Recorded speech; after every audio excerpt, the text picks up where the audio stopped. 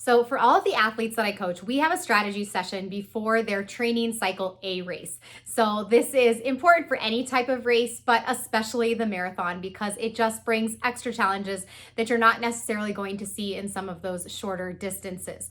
So when I sit down over Zoom, since I coach virtually with most of my runners, so when we sit down together, we are going to talk about all things that might come up during their marathon so that there are absolutely no surprises. So we're going to be talking about in-race goals, outcome goals, which could be time-based or perhaps simply just to finish.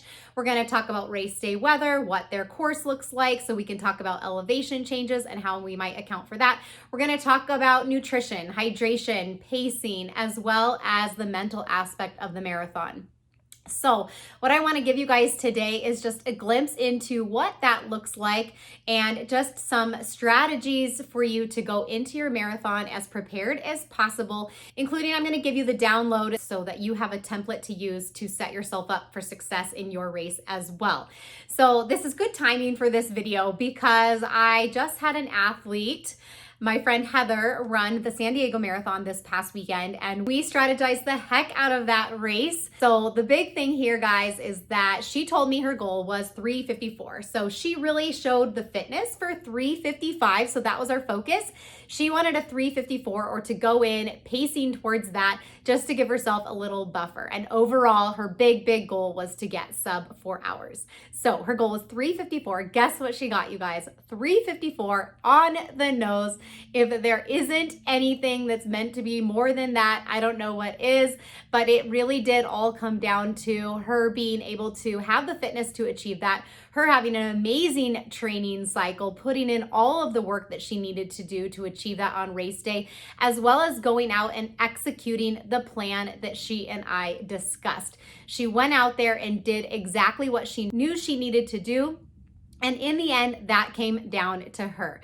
So even with having a coach, I can only do so much. It's the athlete who's going to go out there and do all the hard work, which is exactly what she did. So congratulations, Heather. And here we are with the rundown that I talked about with her, as well as I do with my other athletes, so that you can use it to benefit yourself in your race. All right, so the first one we're going to talk about is the pacing strategy. And this is super important because you could have the best marathon training cycle ever. And if you don't pace your marathon appropriately, then you could easily blow up in the end, hit that wall, and not have the outcome that you knew you could do.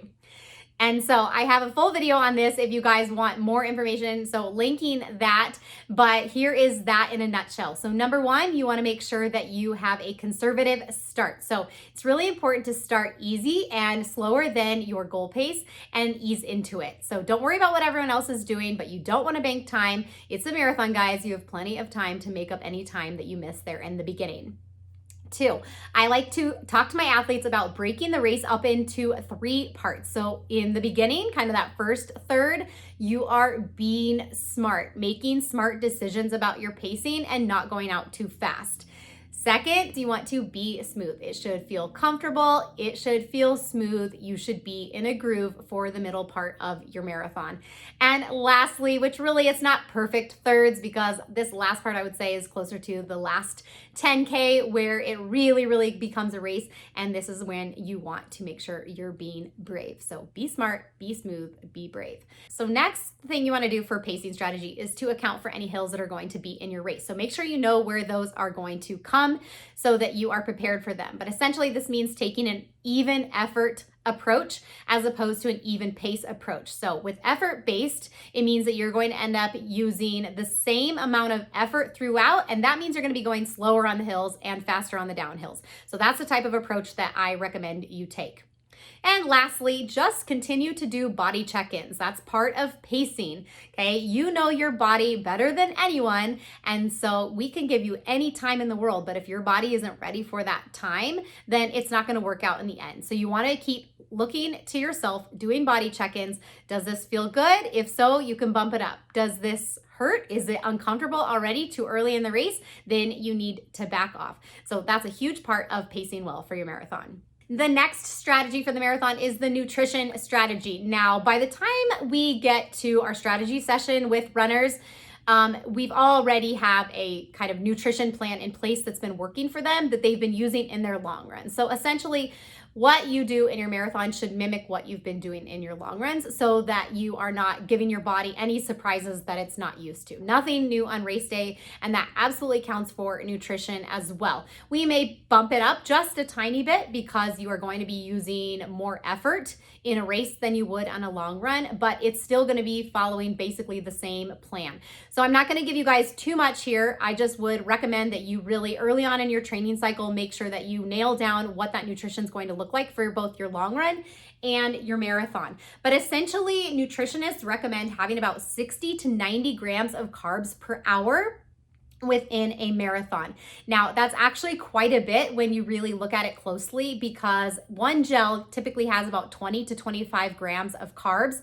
And so even if you were taking one gel every half hour, that's still only going to give you about 50 grams in an hour. Now, that will probably work for a lot of people, and you don't necessarily need to go far beyond that yet, especially depending on kind of your experience level. You can get to that 60 to 90 grams per hour if you're doing one gel every half hour and also taking an endurance fuel drink such as Tailwind, which is something that I do. If I'm really to that 60 to 90, I'm probably not even there yet myself. And so what I do really feels like it works for me, having a little bit less. As I get more experience, I'm bumping it up. So just keep that in mind. It doesn't need to be perfectly aligned with what that says, but it's kind of a good baseline. And then in the end, you need to do what you know works for you. But essentially, you're going into race day with a strategy, knowing exactly when you're going to be taking those gels, knowing exactly when you're going to be taking any Tailwind or some sort of fuel like that in addition as well. Okay, the third strategy that we talk about is the hydration strategy. So this includes both taking in water as well as any electrolytes along the way as well. So those electrolytes really kind of are a cross between nutrition and hydration, because you're also going to be getting electrolytes from your gels that you're taking or the Tailwind or whatever it might be. And then if you want to have anything additionally, such as if you're taking Noon, then that could account for your electrolyte consumption as well. Just keep in mind, Noon specifically doesn't really have many calories, so that's not going to be a carb source for you. So you have to be thinking about how many carbs you're taking in, as well as balancing those electrolytes and balancing that water. So you don't want to only be taking water. It's really important to be replacing those electrolytes that you're losing. Sodium especially is important. And so with hydration, I think about when you wake up, drinking 16 ounces of water right away, just to kind of bump up that hydration from the very beginning, as well as this gives you plenty of time to go to the bathroom. And so you're not having to make bathroom stops along the way during your marathon as well. You can be taking, sips up until the marathon here and there. That's fine. You just don't want to be drinking a ton of water right before your marathon. And then after that, think about little and often. That's what I try to do. And if you really think about taking water at each water stop, whether you have your hydration on you or you're going to be stopping and taking their water, that's really a good plan. So know where the hydration stations are going to be, and then you know that you're going to be always kind of sipping a little bit at each of those, and that way you're staying hydrated throughout your race without doing too much all at once. So keeping that all in balance is super, super important for the marathon. What I recommend with electrolytes is just kind of having a backup too, like having salt chews on you. And if you have any cramping along the way or feel that, it's good to just take one. But again, you're probably getting enough electrolytes from your nutrition that you're taking, as well as maybe any Noon or Tailwind that you're taking as well. And then guys, weather matters here. And that's why it's really, really important to be checking out the weather ahead of time for your race and accounting for that. So that's why I really can't tell you exactly how much water you need for your race, because every marathon is going to be different. It's really just a matter of looking ahead, being prepared, doing the research that you need so you kind of have an idea of what type of hydration you need. But it's listening to your body. That's going to be the most important thing. Absolutely drinking to thirst, and you don't need to overdo it. But on a hot day, absolutely, you're going to need more water than someone who is running a marathon on a cool, overcast day. That's just science and the human body. Last one, and I think that this is the one that people probably forget to really spend time on the most, but this is perfect to do in those taper weeks when you're going a little stir crazy, when you're not getting out for as many miles because you're trying to have fresh legs for race day. This is where you want to really hone in on the mental aspect of the marathon. So yes, you need to have a mental strategy. So the first thing that I like to have my athletes do is think about breaking their race into manageable chunks. So kind of different than breaking the race into the parts of where I said be smart, be smooth, be brave, but really thinking about it in terms of once you're in that you're going to say to yourself, okay, maybe run the mile you're in. Just think about that 1 mile. That's a really good mantra, and that's a really good way to break it up into a manageable chunk. Also, you want to maybe think about breaking that marathon up into 5 parts, because that's essentially 5 miles. Okay, the last one would be the 10K, right? But once you get through 5 miles, you're like, okay, I only have 4 of these left. Once you get through 10 miles, okay, I only have 3 of these left, right? These 3 5 to 6 mile chunks that you can say to yourself, I run 5 to 6 miles every day. It's totally fine. I'm just gonna do 1 more of those, check it off. Then I'm gonna do 1 more of those, check it off. And that's a really good mental strategy for getting through the marathon. And it's just really nice to kind of look back after and say, okay, I'm already, 3/5 of the way done. I only have 2/5 to go. Right. And visualizing techniques are super, super important. So like I said, just picturing yourself where you're going to be on certain points of that race and visualizing you in that moment being just really strong, being really brave, and getting through that challenge the best that you absolutely know how. And then when you get to that point, you can think about, okay, how did I visualize myself here? Because here I am. Am I doing it? If not, let's change that. So next is that positive self-talk. So like I said, positive self-talk through that taper time. And then you're using that positive self-talk that you practiced during your marathon. So go into your marathon with a few mantras that you know you really like. Although I will say random mantras will probably pop up in your head as you run. And as long as they are positive, use those. Whatever works to get you through, just know that you have something in your back pocket to use, because those negative thoughts will creep in. It will get really tough, guys. And that's just the nature of the marathon. So you have to be able to counteract that with a really positive attitude and really positive thoughts, and getting any negative self-talk out of your head. And ultimately, you guys, when you are doing your strategies, just believe in yourself. If you don't believe in yourself, it's not going to happen. And you cannot count on anyone else to believe in you but you, because I promise you're going to be getting texts from friends and family ahead of time saying that you're going to do amazing, that you're going to be awesome. And all of that helps, absolutely. But in the end, it comes down to you believing in yourself.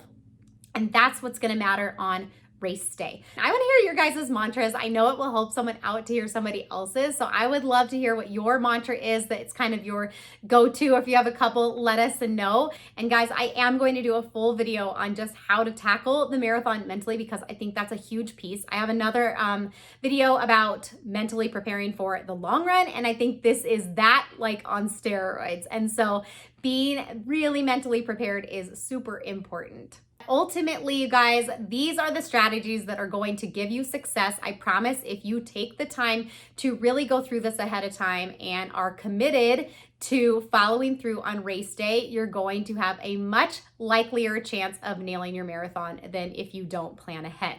And that's why I'm going to go ahead and give you an opportunity below to opt in for this free download so that you can print it out and strategize just like I do with my runners and what I talked about here. If you're listening to this thinking, oh my gosh, this is so overwhelming, obviously you probably have a race coming up soon, but if you're thinking for your next training cycle, maybe you want to have a coach. I am there for more than just being able to put runs on your schedule. Yes, having the accountability is important, but just having someone to be able to talk to, bounce ideas off of, and give you the advice that you need to be successful, including something like this, and having a full strategy session to where you can be prepared for your marathon race. Have fun running out there. Good luck on your marathon. I know you're going to be absolutely amazing. Go out there, run your race, believe in yourself, and amazing things will happen.